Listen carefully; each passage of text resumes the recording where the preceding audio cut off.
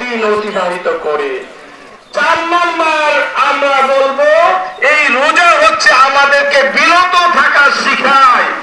আমরা দিনের বেলা হালাল জিনিস থেকে বিরত থাকি কিনা? আমরা পানাহার থেকে বিরত থাকি।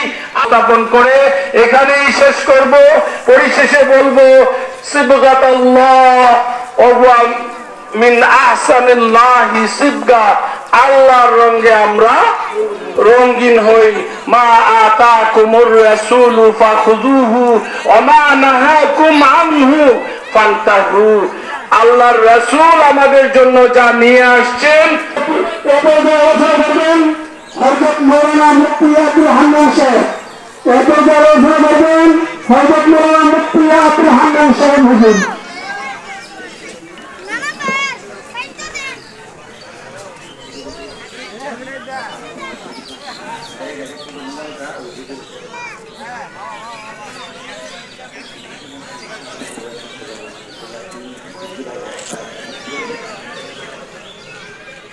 والصلاة والسلام على رسول الله أما بعد।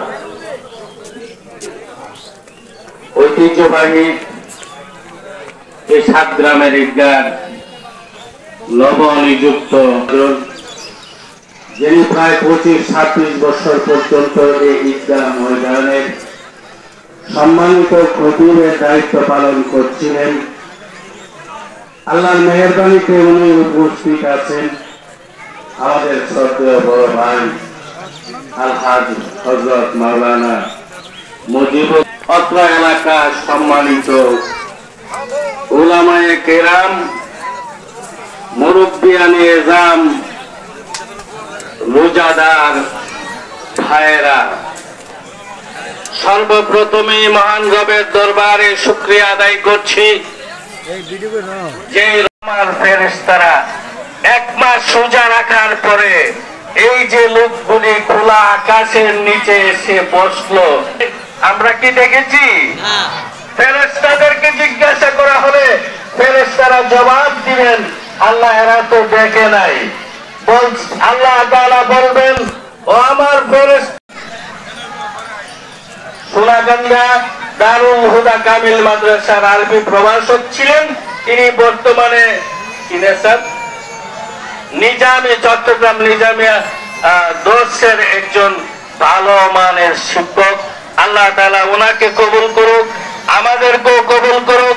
এই ঈদগাহ যে ঐতিহ্য আছে, সেই ঐতিহ্য যেন যুগ যুগ ধরে কিয়ামত পর্যন্ত সুরক্ষিত থাকে, আমরা যেন রাখতে পারি। কত বাইরে শরীফে বলতেন, আল্লাহু তাআলা ফি কালামিহিল মাজিদ, قل يا عبادي الذين أسرفوا على أنفسهم لا تقنطوا من رحمة الله إن الله يغفر الذنوب